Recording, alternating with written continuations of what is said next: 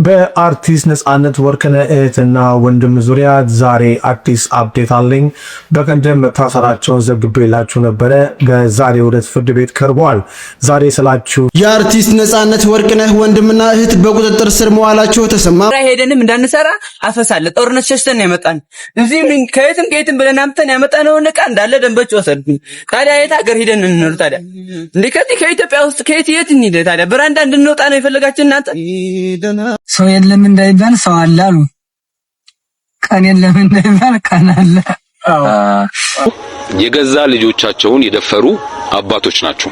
ሰላም የተከበራችሁና የተወደዳችሁ የዩቲዩብ ቻናል ቤተሰቦች የኢትዮጵያውያን ኤርትራውያን እህት ወንድሞች በአገር ውስጥም በውጭም ያላችሁ በቅድሚያ እንግዲህ እንደተለመደው የከበረ ሰላምታዬን እያቀረብኩኝ ዛሬ ከጥቂት ቀናት መጠፋፋት በኋላ እንግዲህ በድጋሜ ከአዳዲስ ጉዳዮች ጋር ከአዳዲስ ርዕሶች ጋር ተመልሼ መጥቻለሁ። አነጋጋሪው እንግዲህ የአርቲስት ነጻነት ወርቅነህ እህትና ወንድም ከአርቲስቱ የሞት ጉዳይ ጋር እየተሰሙ ያሉ መረጃዎች እንዲሁም መሰል አነጋጋሪ ጉዳዮችን ይዤላችሁ መጥቻለሁ። ቪዲዮን ላይክ በማድረግ እንዲሁም ለቻናሉ አዲስ የሆናችሁና የዚህ ቻናል ቤተሰብ ያልሆናችሁ ደግሞ ቻናሉን ሰብስክራይብ በማድረግና የዚህ ቻናል ቤተሰብ በመሆን በተጨማሪም ቪዲዮዎቹ ላይ ያላችሁን ማንኛውም ሐሳብ፣ አስተያየት፣ ወንድማዊ ምክራችሁን ኮሜንት ሴክሽን ላይ በማጋራት ነገ ጥሩ የተሻሉ ማራኪ ስራዎችን ይዤ እንድመጣ አበረታቱኝ። ወደ ቪዲዮዎቹ በርካቶችን ያነጋገረው ይህ ወጣት የሚለውን አዳምጡት። ቪዲዮውን እስከ መጨረሻው ተከታተሉት። ለሌሎች እንዲደርስ ፎሎና ሼር አድርጉት። እግዚአብሔርን ዛሬ ማን በጣም በህይወቴ የመረረኝ ቀን፣ በጣም ኢትዮጵያ ውስጥ መኖር ያስጠላኝ ቀን ነው የምላቸው። እግዚአብሔርን አምጣት ዛሬ ስራ ወጥቼ እንዳለ ዕቃዬን ወሰድብኝ ደንቦቹ። ትግራይ ሄደንም እንዳንሰራ አፈሳለ ጦርነት ሸሽተን ያመጣን እዚህ ምን ከየትም ብለን አምጥተን ያመጣነውን ዕቃ እንዳለ ደንቦቹ ወሰድብኝ። ታዲያ የት ሀገር ሄደን እንኖር? ታዲያ እንዴ ከኢትዮጵያ ውስጥ ከየት እንሂድ? ታዲያ ብራንዳ እንድንወጣ ነው የፈለጋችሁ እናንተ? እኔ በህይወቴ በጣም የመረረኝ ቤት ኪራይ በምን እንክፈል? ታዲያ ቤተሰቦቻችን ያሉ እኮ ደካማዎች በምን እናግዛቸው? ታዲያ እንዴ እንደተመለከትነው እንግዲህ የዚህ ወንድማችን ቪዲዮ ብዙዎች ተቀባብሎት አሁን ላይ እንግዲህ ለብዙዎች እየተዳረሰ ያለና ብዙዎች እየተነጋገሩበት ያለ ጉዳይ ነው። እግዚአብሔርን ዛሬ ማን በጣም በህይወቴ የመረረኝ ቀን፣ በጣም ኢትዮጵያ ውስጥ መኖር ያስጠላኝ ቀን ነው የምላቸው። እግዚአብሔርን አምጣት ዛሬ ስራ ወጥቼ እንዳለ ዕቃዬን ወሰድብኝ ደንቦቹ። ትግራይ ሄደንም እንዳንሰራ አፈሳለ ጦርነት ሸሽተን ያመጣን እዚህ ምን ከየትም ብለን አምጥተን ያመጣነውን ዕቃ እንዳለ ደንቦቹ ወሰድብኝ። ታዲያ የት ሀገር ሄደን እንኖር? ታዲያ እንዴ ከኢትዮጵያ ውስጥ ከየት እንሂድ? ታዲያ ብራንዳ እንድንወጣ ነው የፈለጋችሁ እናንተ? እኔ በህይወቴ በጣም የመረረኝ ቤት ኪራይ በምን እንክፈል? ታዲያ ቤተሰቦቻችን ያሉ እኮ ደካማዎች በምን እናግዛቸው? ታዲያ እንዴ ልክ ነው ቤተሰቦች። እንግዲህ አሁን ላይ በከተማችን በመዲናችን አዲስ አበባ እየታዘብነው ያለ ነገር ነው። ሁላችሁም እንግዲህ ባላችሁበት የሥራ ዘርፍ ላይ ይህን ነገር አስተውላችሁታል ወይም ደግሞ ታስተውላላችሁ ብዬ አስባለሁ። እንግዲህ በትግራይ አካባቢ ያሉ ወጣቶች ባለው ነባራዊ ሁኔታና የሰላም እጦት ምክንያት ወደ አዲስ አበባና ወደ ተለያዩ የሀገራችን ክፍሎች ተሰደው እንግዲህ በነበሩበት የሙያ ዘርፍ ለመስራት ተገደዋል። ታዲያ ከዚሁ ጋር በተያያዘ እንግዲህ አንድ ወንድማችን ይመስለኛል እንግዲህ እቃው የሚመስለው ይህ በተለምዶ ልዋጭ የሚባለውን አይነት የሥራ ዘርፍ ነው የሚሰራው። እቃው ተወስዶበት እንግዲህ በምሬት በድንገት ሳያስበው እንግዲህ የሰራው ወይም ደግሞ በዚህ በማህበራዊ ድረገጽ መተግበሪያ ላይ ያጋራው ተንቀሳቃሽ ምስል ብዙዎች ተቀባብሎት ብዙዎች ራሳቸውን ሐሳብ አስተያየት እየሰጡበት ያለ ጉዳይ ሆኗል። ቤተሰቦች እናንተስ በልጁ ሐሳብ እንግዲህ ምን አይነት ሐሳብ አስተያየት መስጠት ትፈልጋላችሁ ወይም ምን አይነት ሐሳብ አስተያየት አላችሁ? እንግዲህ እነዚህ ወጣቶች ከሀገራቸው ተሰደው የመጡት እንጀራን ፍለጋ ቤተሰቦቻቸውን፣ እናቶቻቸውን፣ አባቶቻቸውን ሊያስተዳድሩ ነው። በእርግጥ እንደዚህ ያደረገው የህግ አካልም የሥራ ድርሻውን እየተወጣ ሊሆን ይችላል። ነገር ግን ከኛ የሚጠበቅብን አንድ ኃላፊነት አለ ብዬ አስባለሁ። ምንድነው ካላችሁኝ እነዚህን እንግዲህ ሰዎች ባገኘንበት የሥራ ዘርፍ እንግዲህ ወደኛ የሥራ ዘርፍ ወይም ደግሞ እንደኛ አይነት ስራ የሚሰሩ ከሆነ እንግዲህ ስራውን እንዲለምዱት ያለንን ትብብር ብናሳያቸው ጥሩ ነው ብዬ አስባለሁ። እህቴ ሆይ እወድሻለሁ በማለት ይህንን ቪዲዮ ለዛች ለምትወዷት ሁለተኛ እናታችሁ ለሆነችው እህታችሁ አሁንኑ ሼር አድርጉላት። ዛሬ ዓለም አቀፍ የእህቶች ቀን ነው። ታዲያ ዛሬ በዚህ ልዩ ቀን ለእህቶቻችሁ እንዲህም በሏቸው፣ እህቴ ሆይ በደስታዬ ስለምትደሰቺ ከፍታዬን እንጂ ውድቀቴን ስለማትመኚ እኔ እንዲሳካለኝ ሌት ተቀን ስለምትጸልይልኝ ከጎኔ ሆነሽ ስለምታበረታችኝ በእኔ ስለምትተማመኝብኝ እወድሻለሁ እንዲሁም ደግሞ አመሰግንሻለሁ በማለት ይህንን ቪዲዮ ሼር አድርጉላት። እህት ማለት እኮ ከወላጅ ቀጥሎ የልብ ትርታን የምታውቅ ሳትናገር የሚገባት ልዩ ስጦታ ነች። በህይወት ጎዳና ላይ ብዙ ጓደኞች ልናገኝ እንችላለን። ነገር ግን ከእናት ማህፀን ተጋርታ የልጅነት ትዝታችንን ተካፍላ ሁሌም ከጎናችን የምትሰለፍ ብቸኛው አካል እህት ናት። እህት ማለት ከእናት ቀጥሎ እናት ሆና ትንከባከባለች። ታዲያ እህቴ ሆይ ስላደረግሽልኝ ነገር ሁሉ አመሰግንሻለሁ በማለት ፍቅራችሁን ግለጹላችሁ። ሁለተኛ እናቶቻችን እንግዲህ እህቶቻችን ናቸው። እህት ለወንድሟ፣ ለቤተሰቧ፣ ለአባቷ፣ ለእናቷ፣ ለሙሉ ፋሚሊ እንግዲህ ምን እንደሆነች ለእናንተ መንገር እንደ ቀልድ ወይም እንደ ስላቅ እንዳትቆጥሩብኝ። ታዲያ ለእህቶቻችን መልካም የእህቶች ቀን ለማለት እፈልጋለሁ። እህቶች ለዘላለም ኑሩልን። ምክንያቱም እህት ማለት ሁለተኛ እናት ነች። እህት ተሸክማ ታሳድጋለች።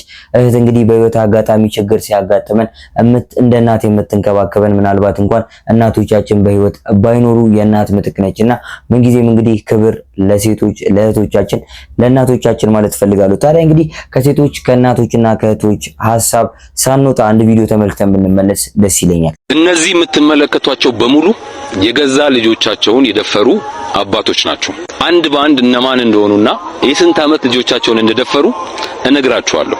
ይሄ የምትመለከቱት አቶ ዳንኤል ወልዴ ይባላል። የ14 ዓመት ህፃን ልጁን አስገድዶ ለወራት የደፈረ አባት ነው። ይሄ ከትምህርት ቤት መታ ዩኒፎርሟን ስትቀይር የገዛ ልጁን አስገድዶ ለመጀመሪያ ጊዜ ከደፈራት በኋላ ይሄንን ድርጊቱን ለወራት ይቀጥልበታል ማለት ነው። በመጨረሻም ተይዞ በ12 ዓመት ጽኑ እስራት ነው የተቀጣው። ይህ የምትመለከቱት ደግሞ አቶ ሙልጌታ ውብሸት ይባላል። የ12 ዓመት ህፃን ልጁን የገዛ ልጁን ለ3 ዓመት በተከታታይ ሳይታወቅበት ሲደፍር የነበረ በመጨረሻም ተይዞ በ18 ዓመት ጽኑ እስራት የተቀጣ አባት ነው። ይህ የምትመለከቱት ደግሞ አቶ ኤልያስ ኑረዲን ይባላል። የ8 ዓመት ህፃን ልጁን አስገድዶ የደፈረና በ18 ዓመት ጽኑ እስራት የተቀጣ አባት ነው። ይህ የምትመለከቱት ደግሞ አቶ አብነው ገበየው ይባላል። የ11 ዓመት ህፃን ልጁን አስገድዶ የደፈረና በ19 ዓመት ጽኑ እስራት የተቀጣ ሌላኛው አባት ነው።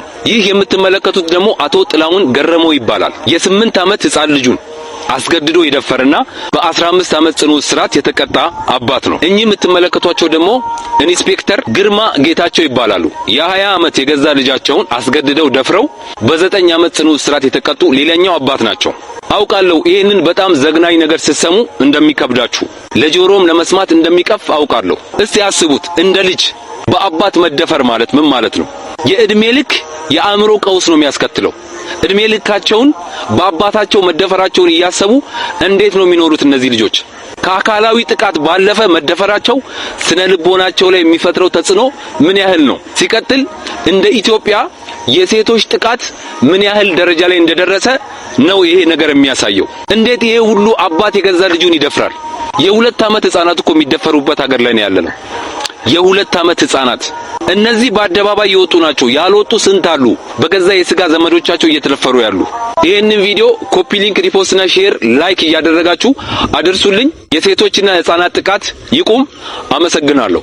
በዚህ በማህበራዊ ድረገጽ መተግበሪያ ላይ በተደጋጋሚ እየሰማነው እየተመለከትነው ያለ ጉዳይ ነው። ይህ ጉዳይ ህፃናት ሴቶች ይደፈራሉ።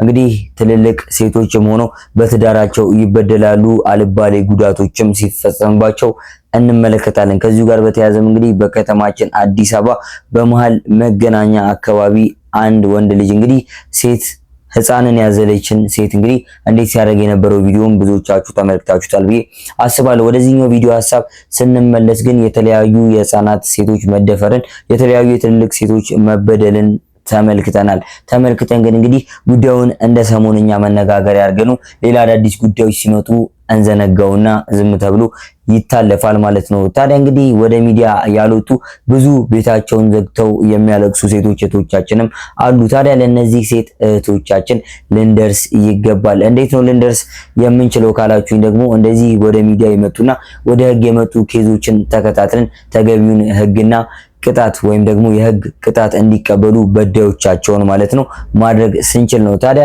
ሴቶች እንደነገርኳችሁ እናቶች ናቸው፣ እህቶች ናቸው። የሁሉ ነገር አስፈላጊ መሪዎች እንደመሆናቸው ክብርን ይሻሉ። ታዲያ እንደ ዘመናዊ ወይም ደግሞ አሁን ላይ በ21ኛው ክፍለ ዘመን እንደሰለጠነ ማህበረሰብ ለሴት እህቶቻችን እናቶቻችን ሪስፔክት ክብር ልንሰጥ ይገባል ባይ ነኝ። በዚህ ጉዳይ ምን ታስባላችሁ? የአርቲስት ነጻነት ወርቅነህ ወንድምና እህት በቁጥጥር ስር መዋላቸው ተሰማም። የተወዳጁ አርቲስት ነጻነት ወርቅነህ እህት መሰረት ወርቅነህና ወንድሙ ወንደሰን ወርቅነህ በቁጥጥር ስር መዋላቸውን ከ2 ሚሊዮን በላይ ተከታይ ባለው ገጹ ዘሀበሻ ዘግቧል። በተለያዩ ሚዲያዎች በተለያዩ ጊዜያት በመቅረብ ከወንድማቸው ህልፈት ጋር ተያይዞ የተለያዩ ግለሰቦችን ሲወነጅሉ መቆየታቸው ይታወሳል።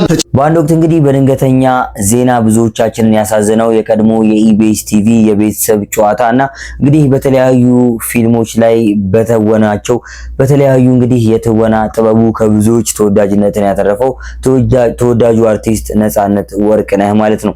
ታዲያ ከዚህ ጋር በተያያዘ በሞቱ ሰሞን የተለያዩ ወሬዎች ሲወሩ ነበረ ከሞቱ ጋር በተያያዘ ማለት ነው። ታዲያ እንግዲህ አርቲስቱን ባለቤቱ እጅ አለችበት፣ ጓደኛው እጅ አለበት ሲባል ብሎም ደግሞ እህትና ወንድሞቹ ደግሞ ይሄን ነገር እንደዚህ አይደለም ልክ አይደለም ብለው የተለያዩ ወሬዎች ሲነጋገሩበት ወይም ደግሞ የተለያዩ ወሬዎች ሲሰራጩበት የነበረ የአንድ ወቅት መነጋገሪያ ርዕስ ነበር። በእውነት እንግዲህ አርቲስት ነጻነት ወርቅነህ ብዙ ስራዎችን ሊሰራ የሚችል ለተተኪ የአርት ሰዎች ወይም ደግሞ የጥበብ ሰዎች እንደ መምህር ልንጠቀምበት የምንችለው አይነት ሰው ነበር። በድንገት ብናጣውም ይህ ጉዳይ እንግዲህ በወቅቱ ብዙዎችን አሳዝኗል።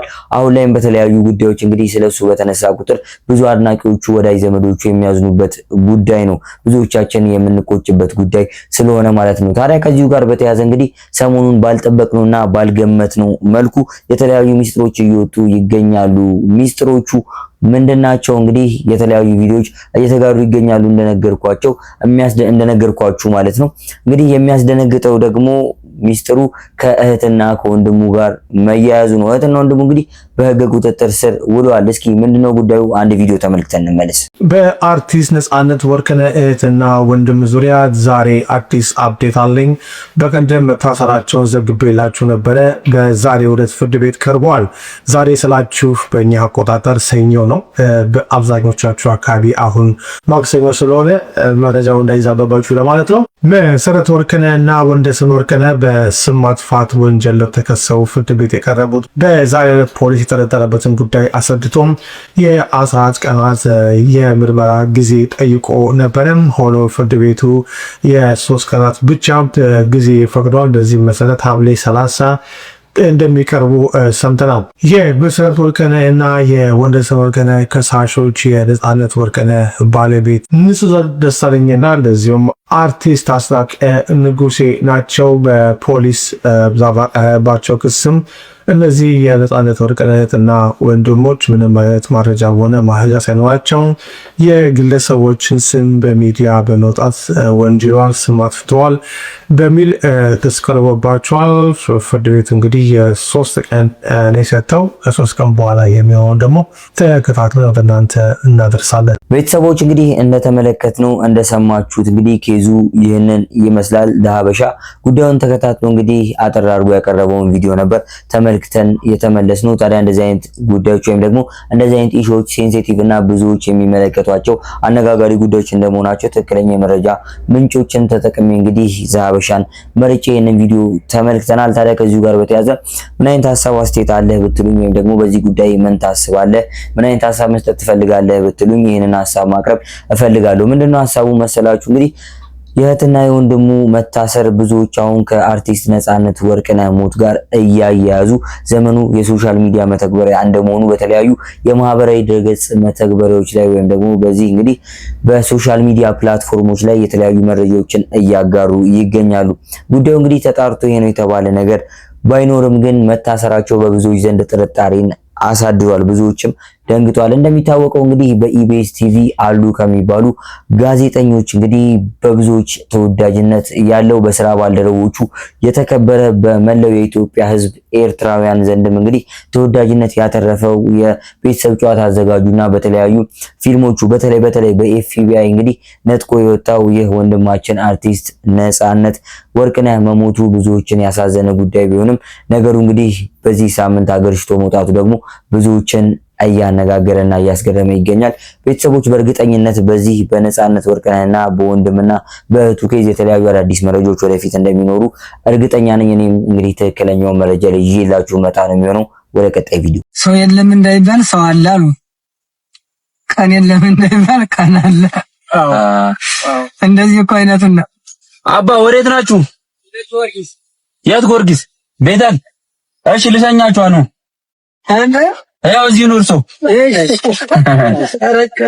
ዝናቡ መጥቷል። እዛ እስክደርሱ ይዘን መባቻል። እንደገና ጊዮርጊስን ታውቀዋለህ? አጓጉል ሰዓት ወጣን እያሉ ችግር የለውም ነው ዝጉት፣ እኔ እዘጋዋለሁ። እዚች ጋር ነው ቁልፍ ነው ከየተመጣልን አይ ቅዱስ ሚካኤል ወጭስ ቅዱስ ሚካኤል እሱም በረከት አገኘ። ቅዱስ ሚካኤል ሆስፒታሉ ተደለ ችግር የለውም የምትሄዱበት ድረስ አደርሳችኋለሁ። ጊዮርጊስ ነው ወይራ ጊዮርጊስ ታውቀዋለህ? ወደ ወይራ መሄጃው ላይ ያለው እሺ። እንደት ነህ? ደህና ነኝ። ሰላም ናችሁ? ይሄ ጊዜ ጊዜ አልሐምዱሊላህ ማመስገን ነው። ማመስገን አንድ አባት ያሉትን ሰጥታል። መምህር ሰው የለም እንዳይባል ሰው አለ አሉ። ቀን የለም እንዳይባል ቀን አለ። እንደዚህ እኮ አይነቱና እኔም ሰው የለም እንዳይባል ሰው አለ። አንዳንድ ሰዎች ክፎችን እንደዚህ እንደው ሰው ደግሞ አይቀርም እንዳይሉ ይላል። አንደኛ በጣም ይገርም እኮ ይገርመኛል። ሰው የለም እንዳይባል ሰው አለ። ቀን የለም እንዳይባል ቀን አለ። አዎ ደግሞ ደህና ቀን ይመጣል።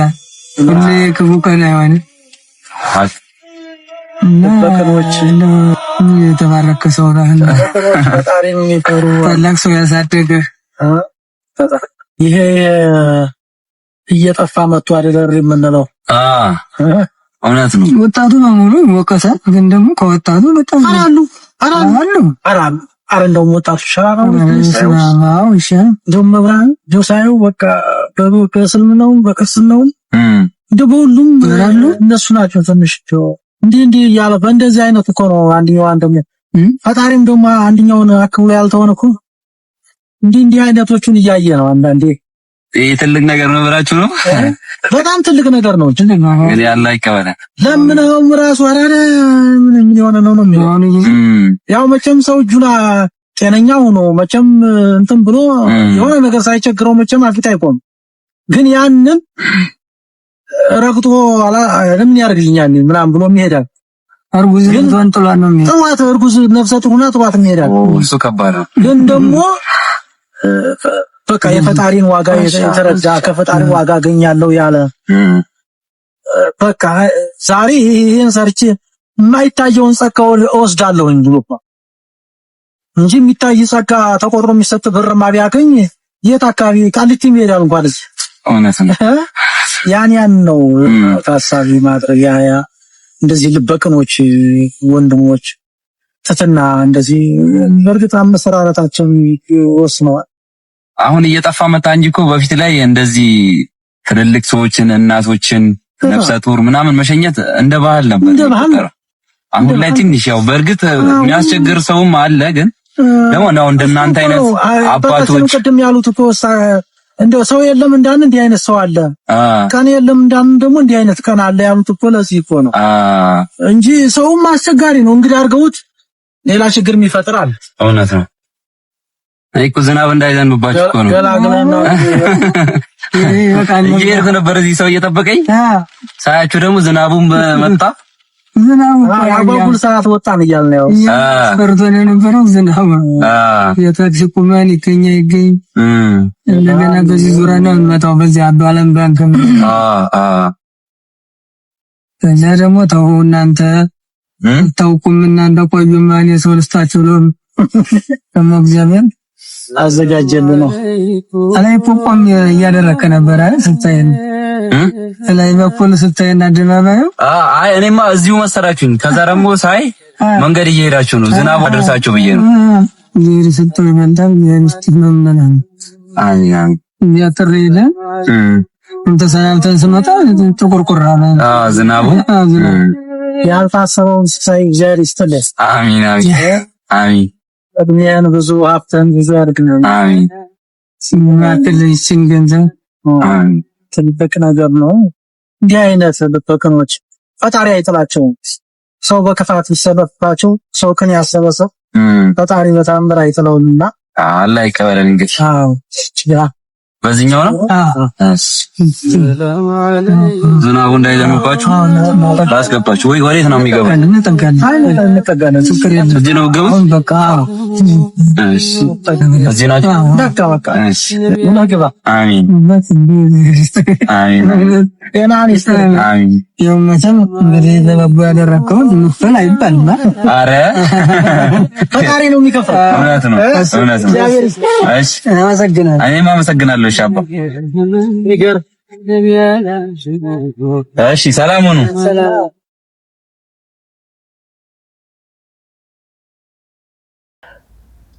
ይህ ወንድማችን ወይም ደግሞ ይህ ኮንተንት ክሬተር እንግዲህ ሰዎችን ከአንድ ቦታ ወደ አንድ ቦታ እግረ መንገዱን እንግዲህ የሚሸኝና ከብዙዎች አሁን ላይ ተወዳጅነት እያገኘ ያለ ኮንተንት ክሬተር መሆኑ ይታወቃል። ታዲያ ከብዙ ቪዲዮቹ የቪዲዮ ብዙ እይታንና በብዙዎችም እንግዲህ ተወዳጅነት ያተረፈ ቪዲዮ ነበረ።